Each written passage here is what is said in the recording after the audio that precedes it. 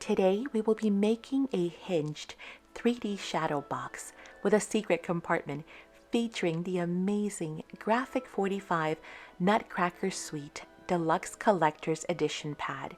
Hi everyone, it's Maddie Azar with Spectrum Art Creations. We will be looking into Clara's living room as she dances with her beloved Nutcracker. This project is one that will be a keepsake and enjoyed year after year, and we'll be putting it together step by step, so it's perfect for all levels of crafters. Remember, you can always speed up or pause the video as needed, and the links will be down below as well for the products. So let's jump right in by gathering our supplies, and then we'll start creating right along with step 1.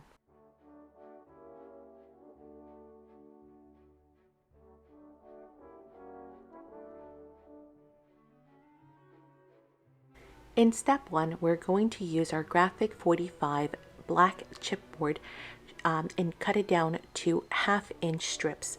We're going to need 12 of those. We're going to grab 8 of those strips and we're going to cut them down to 8 3/4.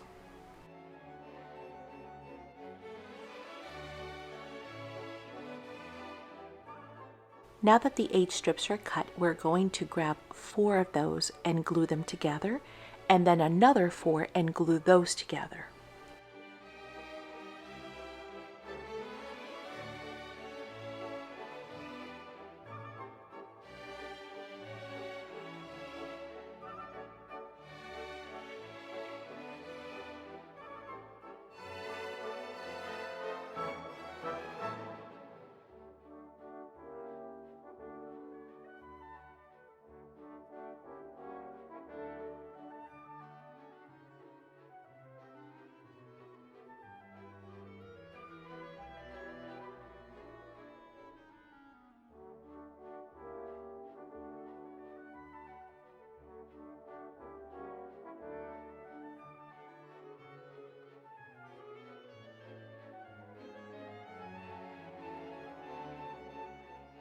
So when we are done, we are going to have 2 sets that have 4 strips glued together.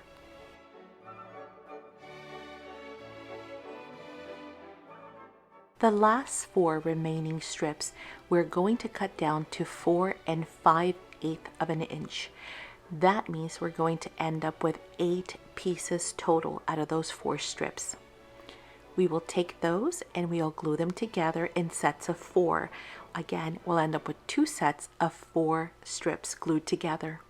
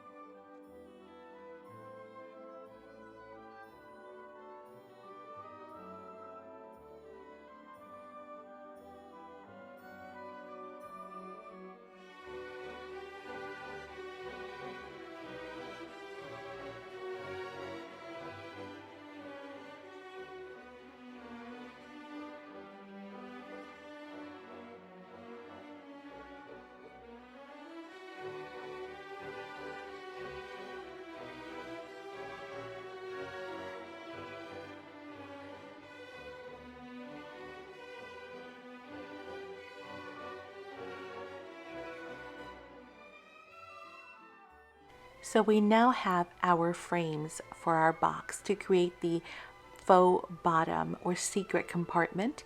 We'll try those on for fit to make sure that we have a nice fit. If there is a little bit of a gap, that's perfectly okay.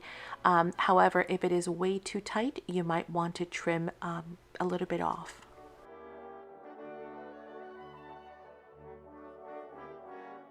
Using our Graphic 45 black cardstock, we're going to cut 2 pieces that measure 4 3/4 by 8 3/4. We're also going to use our Graphic 45 linen trim, and we are going to cut 4 inches.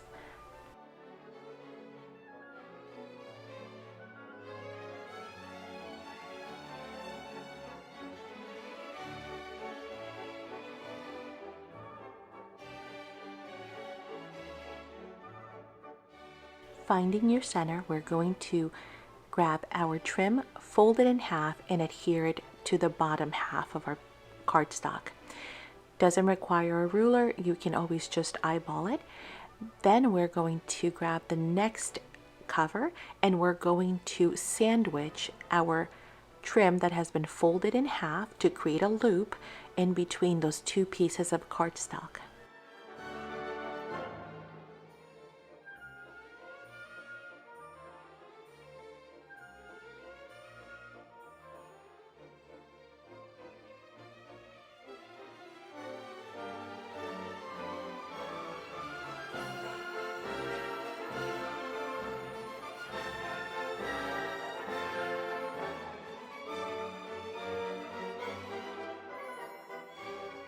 We're going to find the gorgeous Ginger Delights 12 by 12 page in our collection, and we're going to cut that to be 8.5 inches tall and of course 12 inches wide. From the left hand side, we're going to cut 4.5 inches wide by 8.5 inches tall. The remaining right side will be 7.5 by 8.5.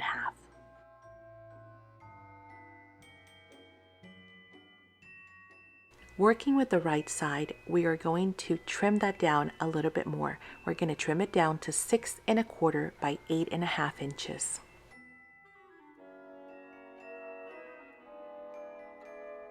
We will take that new piece that is now 6.25 by 8.5 over to our scoreboard, and we're going to score from the left hand side at 1.5 inches.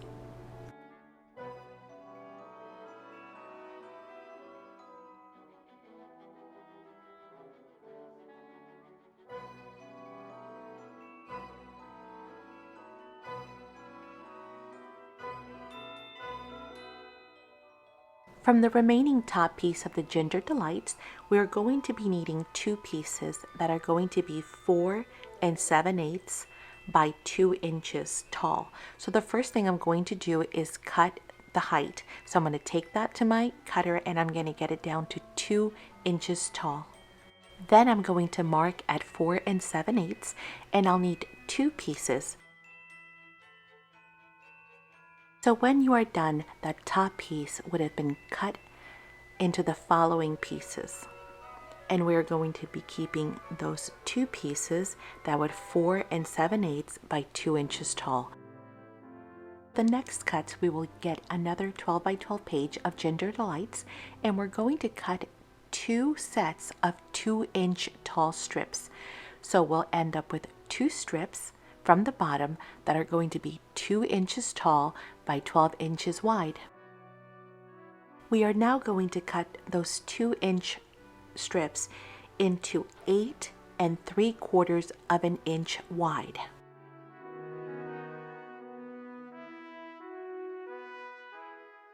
And now we will bring back all of our pieces, including that original piece that we had cut to 4.5 by 8.5. So now we have the following 6 pieces cut. Next, we're going to grab our Christmas March. We're going to use the red side, and we're going to make the bottom inside box cover. So we're going to cut one piece that is going to be 8 3/4 tall by 4 3/4 wide. Now that panel might seem a little bit short or narrow on the sides, but that's perfectly okay because remember, we are going to be inserting our faux bottom chipboard pieces, and that's going to cover those sides.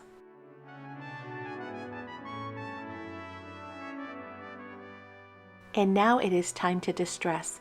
I'll be using the gorgeous Graphic 45 Classic Black Hybrid ink pad.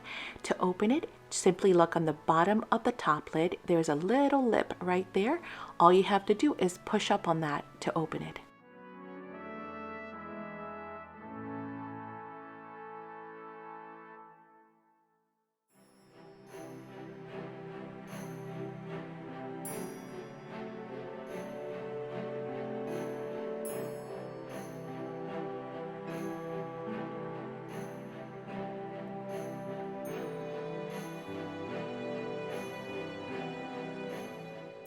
With the panels all distressed, we are going to distress the outside of our box as well. All you need to do is distress the edges.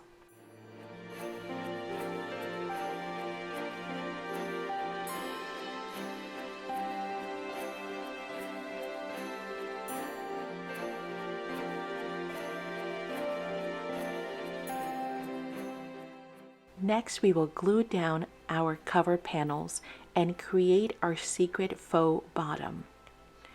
We will start by adhering the bottom panel, and then we're going to glue down our side panels. I will leave most of the footage. However, I am going to speed through it. Always remember that you have the option of pausing if you want to be able to catch up, or of course to fast forward if you need to, if you are all caught up. When it comes to adhering our side panels, it is important that we are lining them up with the top of our box. So we're concerned about the top and not so much the bottom, because the bottom, remember, is going to get covered by our black chipboard pieces.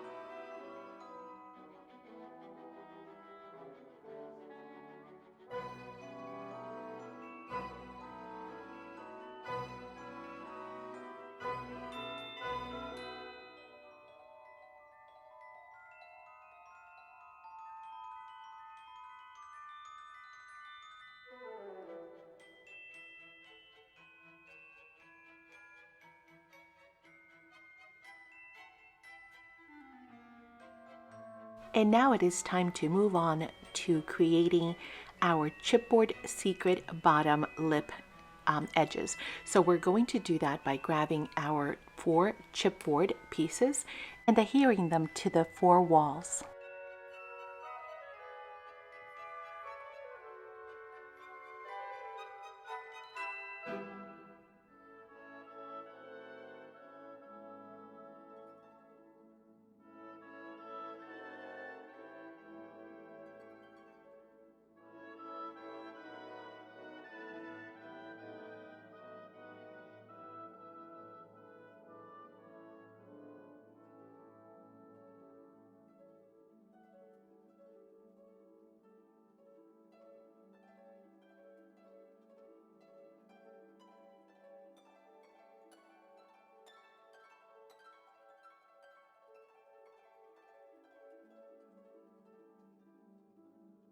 Next, we're going to cover our faux bottom door. It is the one with the trim loop that we have made.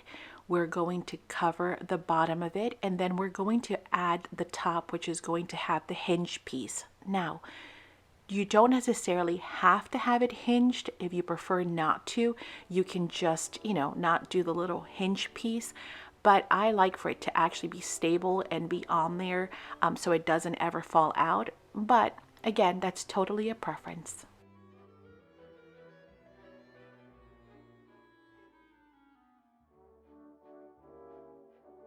So as you can see here, it is a perfect fit. And again, see, it doesn't have to be hinged. It can just kind of stay in place if you like that look. I'm gonna hinge mine just because I like to have it stable.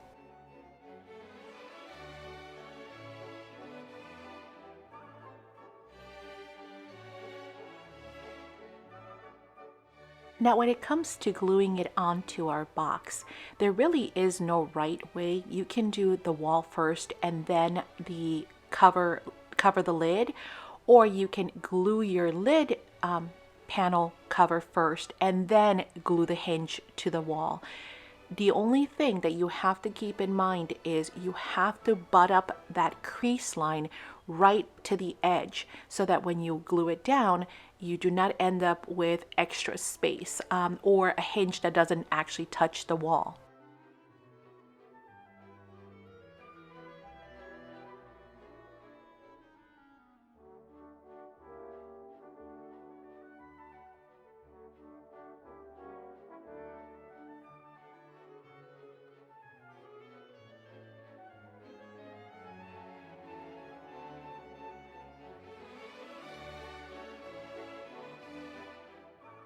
Next, we're going to work on the top lid.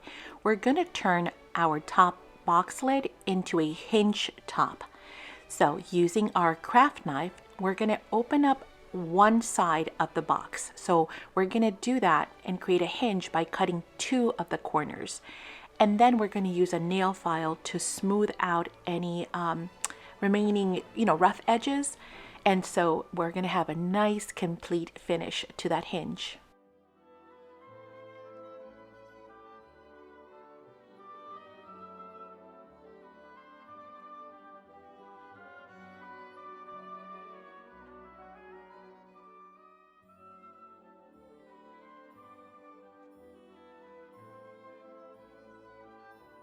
Now, finding our Land of Sweets 12 by 12 sheet, we are going to cut two panels, measuring 5 by 9. Now we're going to cut two of those. One's going to be for the inside lid, the bottom of the inside lid, the inside, and then the second one is going to be for the bottom of our box. So we'll save that second piece for later. Using some washi or some masking tape, we're going to temporarily hold that panel in place so that we can trace the window from the outside, from the top.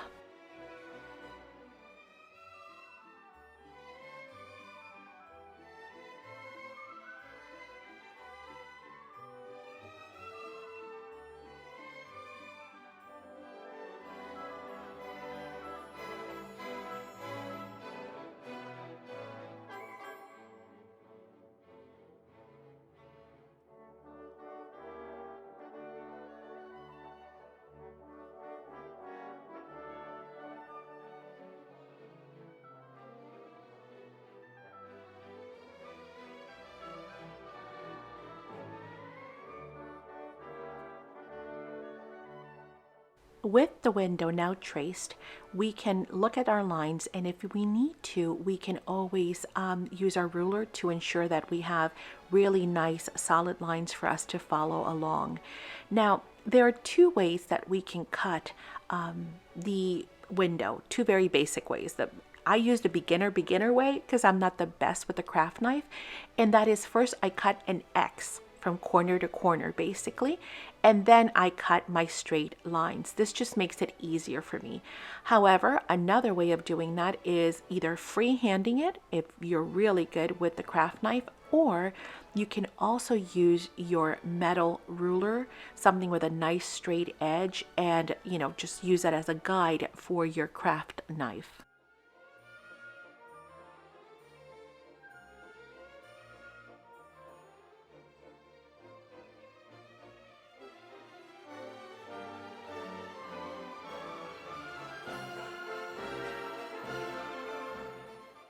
Now keep in mind that we're going to have to do a little bit of cleaning up.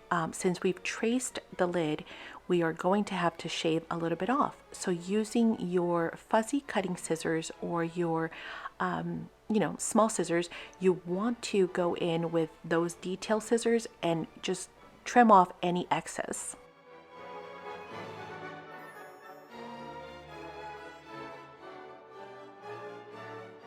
It doesn't take a whole lot. As you can see, I have little shavings there to the right side by my ruler. Next, we're going to distress both of the panels that we just cut, plus the box lid.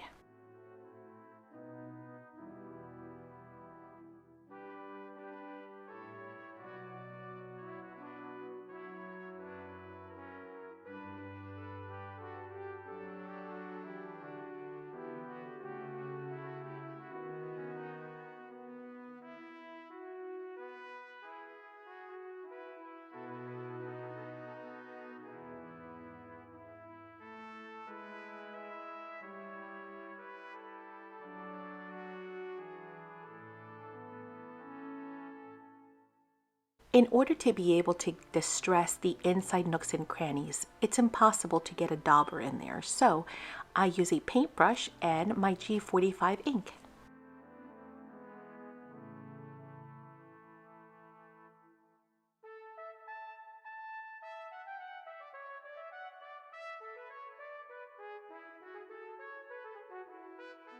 Next, we're going to look for the Sugar Plum Fairy 12 by 12 paper. This is going to be our front outside cover for our lid. Now, all we need to do is cut a 5 by 9 piece. That's 5 inches wide by 9 inches tall. And very simply, we're going to grab the lid cover that we've already done and trace that. I'm using some clips to hold it in place and a pencil to trace around. When it's time to cut it, the one thing that we do need to remember, once again, because we've traced, we need to make sure that we cut on the inside of the line, okay? And then if need be, of course, we can once again just trim off any excess that we might need to trim off.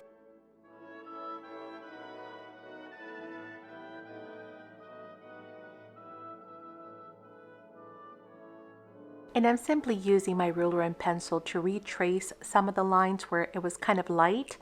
Again, as it gets darker for me here in the art studio, sometimes it's a little bit hard to see with the lighting. So just to make sure that I get a nice clean cut, I'm going to retrace and darken that line.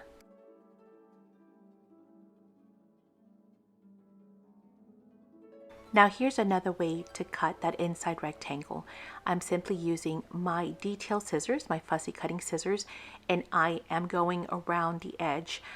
This actually also helps you save a little bit more of the paper than the X cut, but again, it's all a matter of what is comfortable for you.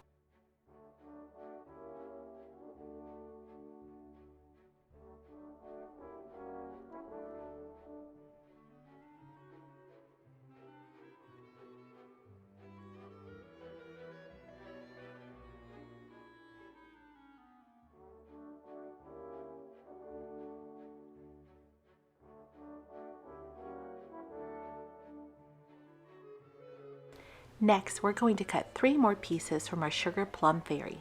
We're going to cut 2 pieces that are going to measure 1 by 9 and 1 piece that is going to measure 2 by 9. These will be the cover panels to the outside of our box on the long sides. And of course, we will distress those pieces as well.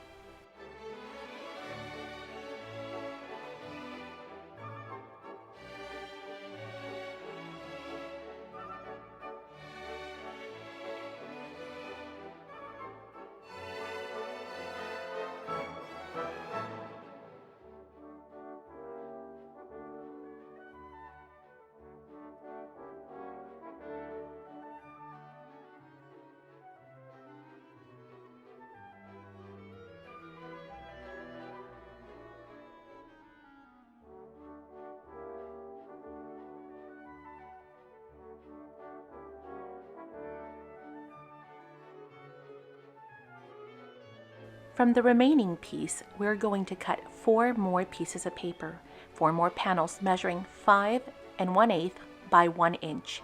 These are going to be the outside side covers. And of course, we will proceed to distress those as well.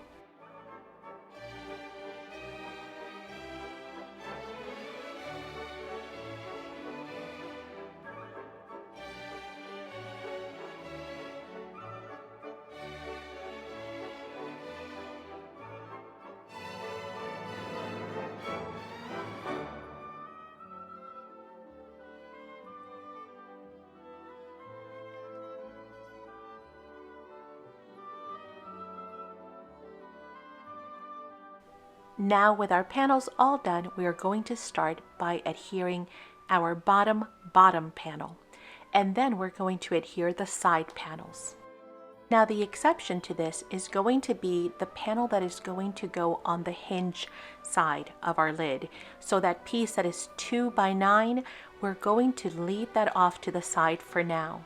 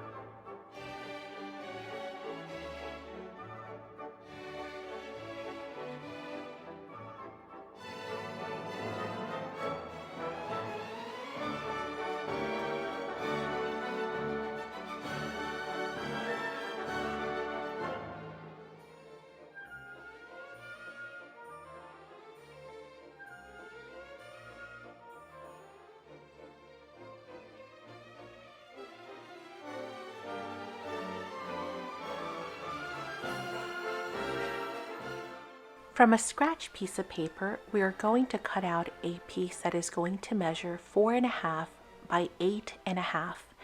This is going to serve as our template in order for us to be able to cut out exactly the image that we want from the gorgeous Nutcracker Suite 12 by 12 page. This is a signature page. We're going to look for that green line up at the top in order to line up the top of our template. And then we're going to line up the left-hand side. We're going to bring that over to the Nutcracker shoulder, right where his shoulder is. And we're going to trace that and we're going to cut it out. So this way we have saved the Nutcracker for later use. And now we have the beautiful scene with Clara, obviously playing with the Nutcracker in front of the Christmas tree and with the grandfather clock.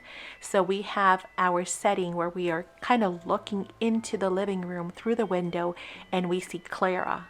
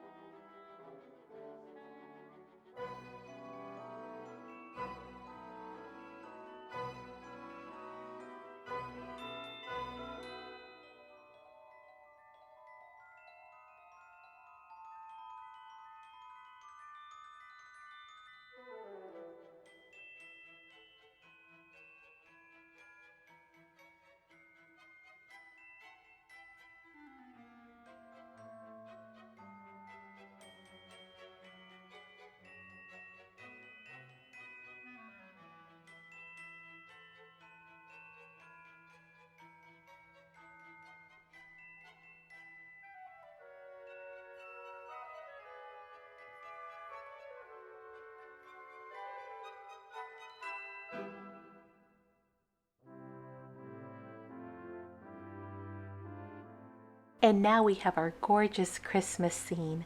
Now we're going to adhere that down. And again, you can distress, not distress. Since we've already distressed the outer panel, it is not necessary to distress this one. But again, always a matter of preference.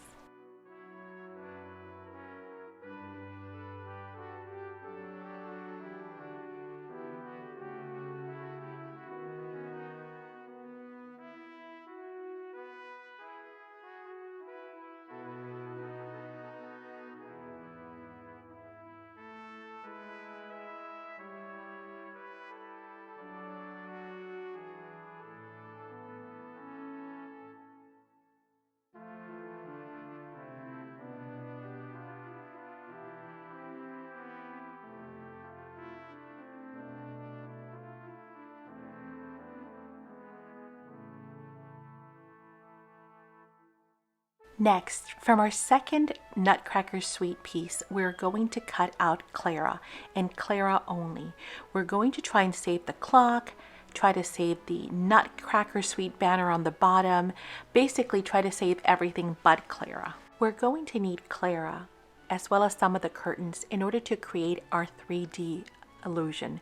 Once again, we're looking in through the window in the living room from the outside, and we can see like the grandfather clock in the foreground and the other set of windows and curtains in the foreground and the Christmas tree, but Clara is dancing in front of us. So she's up further in front of the window than the rest of the living room setting.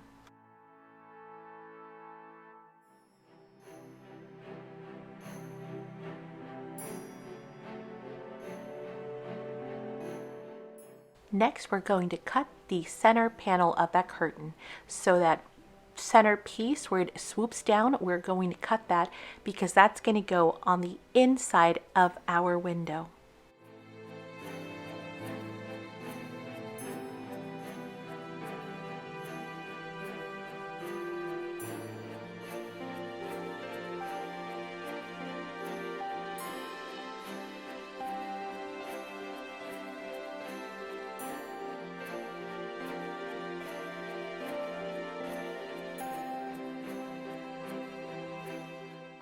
And to create a little bit of texture, I'm going to go back and forth on that curtain fringe at the bottom.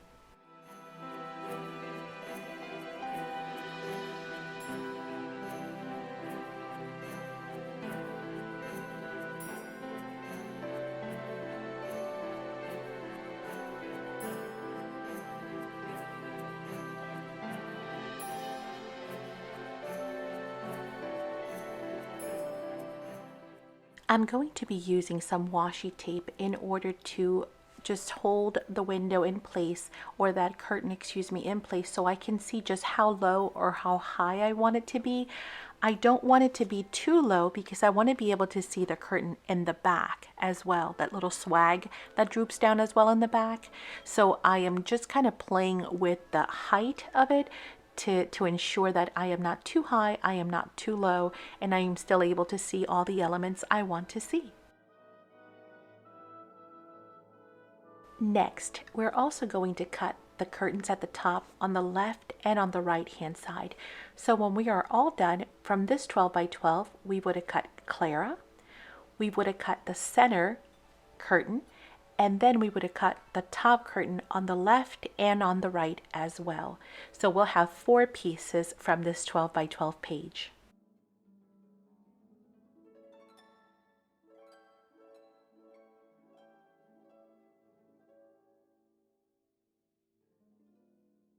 And now we will need 2 more fussy cut elements.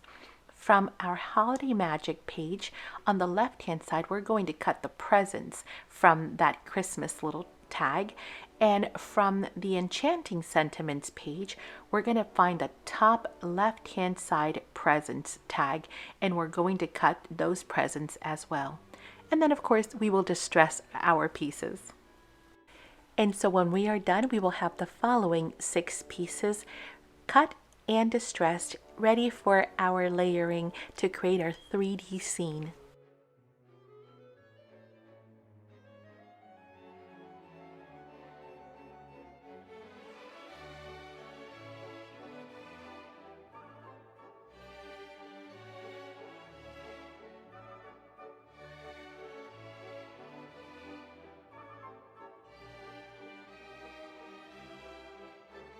Using our foam tape or 3D dots, we are going to fill Clara in order to create our layering. So we want to make sure we get her shoes, we get the Nutcracker, we basically get all of the foam dots everywhere so that we can create a nice 3D scene. Now, if your foam dots are a little bit on the flatter side, you might want to actually double up on those foam dots in order to create a larger or bigger relief. Our goal being, of course, to create depth so that it looks like Clara is closer to the window and the living room setting and the grandfather clock are all a backdrop.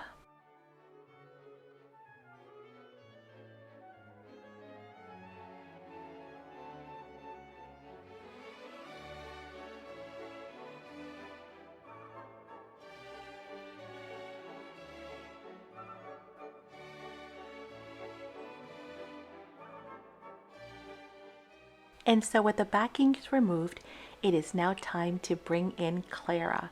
And just very carefully aligning her as best as possible, we are going to adhere her down onto those 3D foam dots, and we are going to get a magnificent 3D look.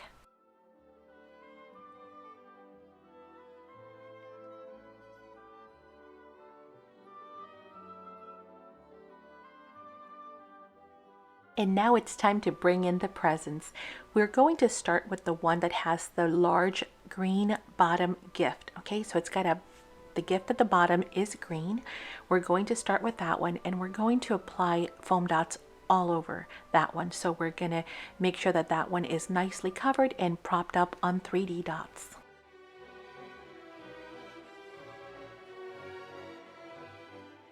Now we are going to be working our way up.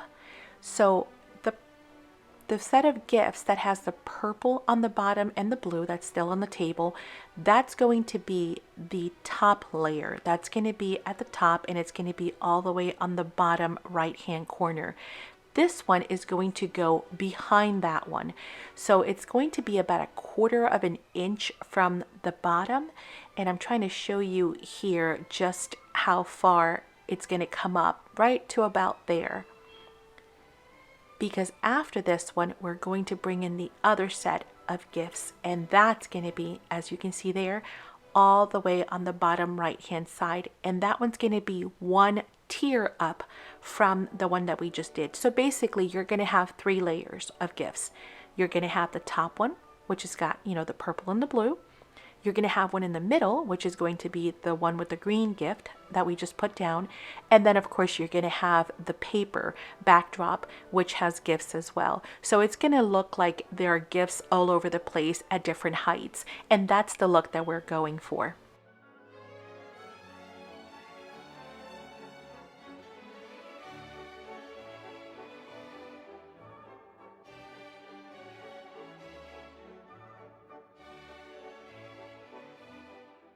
So now we've done our first layer of the 3D foam dots. And in order to create that next tier, we're going to now add a second set of foam dots to this. So we're going to double them up in order for that to be propped up even higher.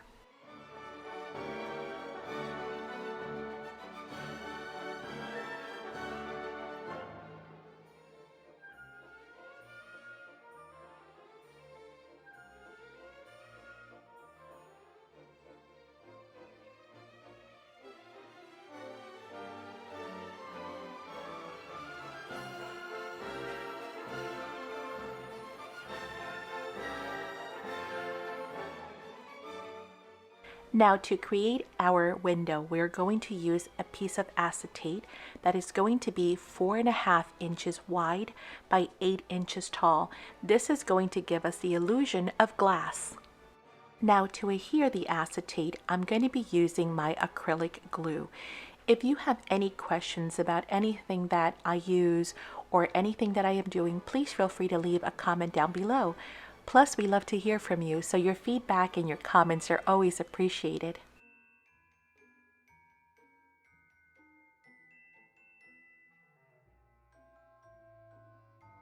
Our goal here is to create the exact same setting that we have in the backdrop picture. So if you look behind Clara, she's got curtains, she's got the top swag, and she's got a glass window with panels on it. And so we're going to try and recreate that exact same look in the front. With our glass down, it is now time for our curtains. We want to make sure that the hinge is on the left-hand side. This way, we are not going to glue our curtains upside down. Again, I'm going to be using tape to temporarily hold my curtains in place. So I have a temporary placement and that way I can actually move my curtains as need, up, down, left, right.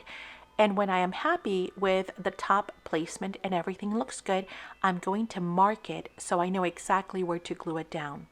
I'm going to do the same thing with my left and my right. And then of course I'm going to trim down as needed. You go with the look that you prefer. This is where your own personal taste comes into play. You can decide how much of the curtains you want to show. But now we have a window that looks more and more like an actual window, right? It's got the curtains, it's got the glass. It looks like, once again, we're looking inside of that living room.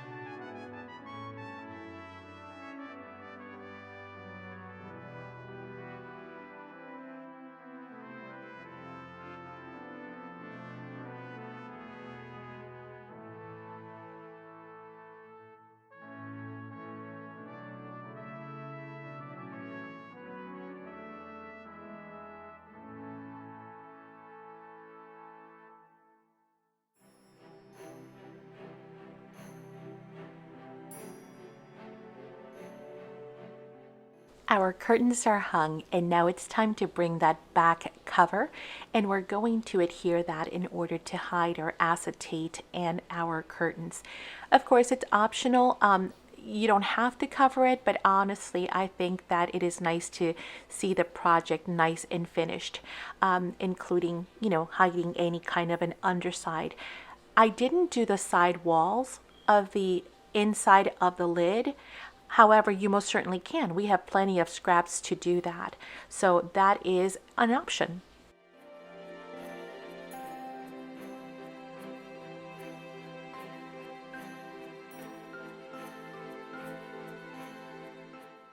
I'm going to try and keep the box either on the top left hand side or on the bottom right hand side to avoid the glare. Unfortunately, you can see that ring light right in the center of the acetate, which makes it a little hard to film.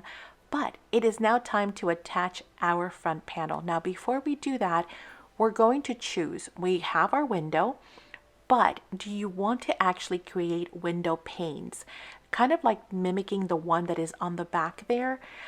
If you do, all we're going to do is we're going to use our leftover scraps and create narrow, tiny, skinny strips.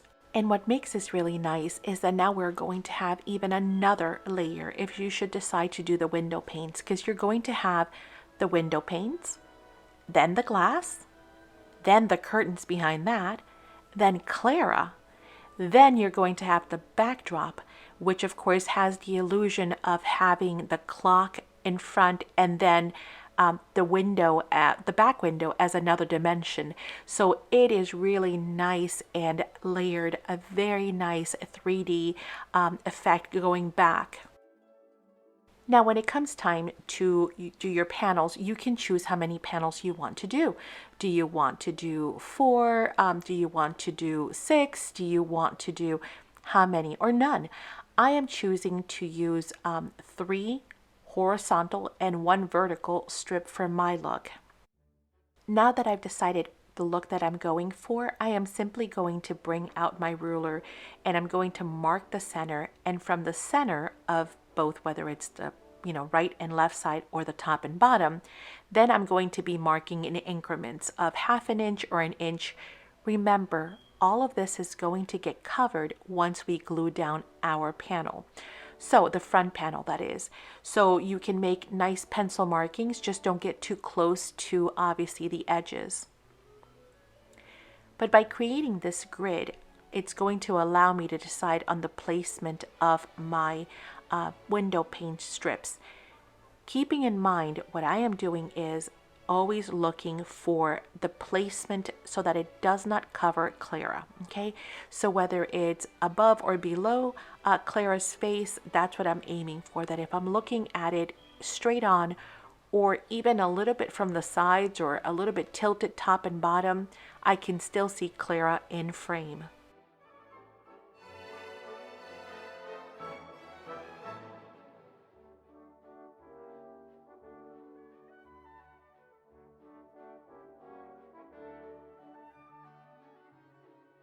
Now, before committing to glue down my window panes, I am going to use tape once again to hold it in place so I can make 100% sure that everything looks perfect before I commit.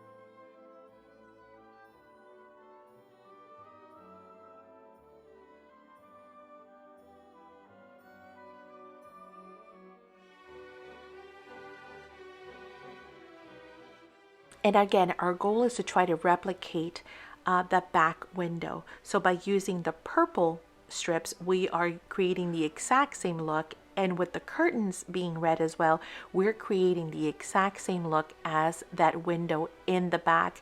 So it looks like it's one cohesive house, one cohesive room.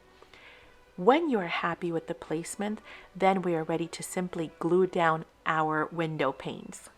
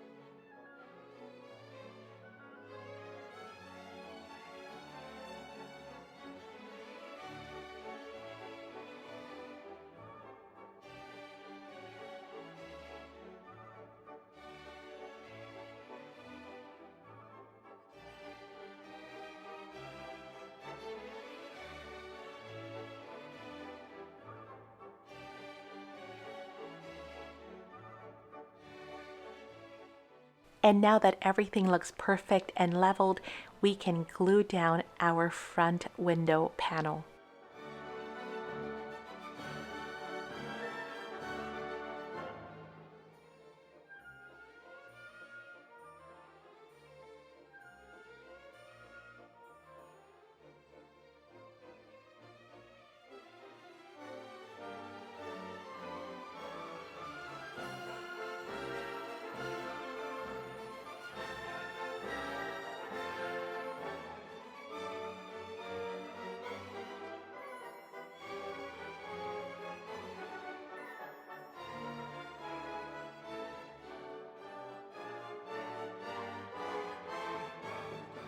With our front cover window panel done, it is now time to work on our hinge mechanism. Before we glue the decorative piece, we need to glue our hinge lid to the box. I did try to use art glitter glue, and then I just realized this is going to be a working piece, a mechanism, so I wanted to have some great assurance that this was going to stay down for years to come. So I did bring in my extra forte glue. So my recommendation is for you to either use a very strong adhesive or maybe a combination of two to ensure that the wear over the years is going to still keep your box in working condition.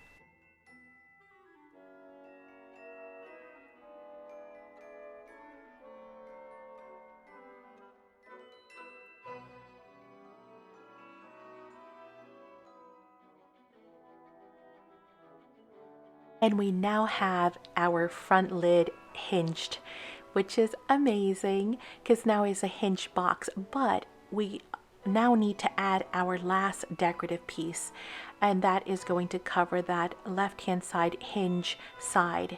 So once again, breaking out our adhesive, everything has been distressed already. It is time to attach our last decorative piece.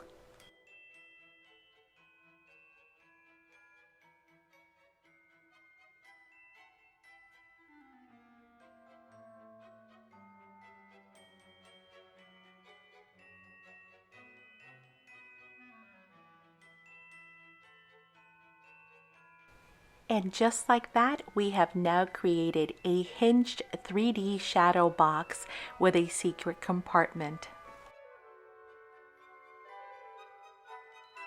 I decided to add a traveler's journal using the scraps from our project, as well as using the beautiful Nutcracker from that 12 by 12 signature page.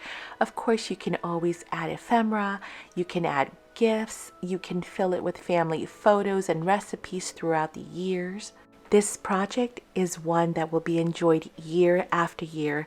You can always bring it out to decorate your mantle, your fireplace, or again, to give as a gift for a loved one. So whether you're making one for yourself, or you're giving one away, or perhaps you're choosing to sell it at a Christmas market, this is going to be a project that you will surely enjoy making. Thank you so much for joining us today in the art studio. We hope you have enjoyed it. We would love to get some feedback and hear back from you guys. If you've made one, if you'd like to make one, what your thoughts are. There are so many lovely collections that can be used with this exact same process to kind of look out into a garden perhaps, or to look out into a wintry scene. So take a look at your graphic 45 paper pads and see what you would like to make next. Again, thank you for joining us here in the studio. You guys all have a fun, creative, and blessed day.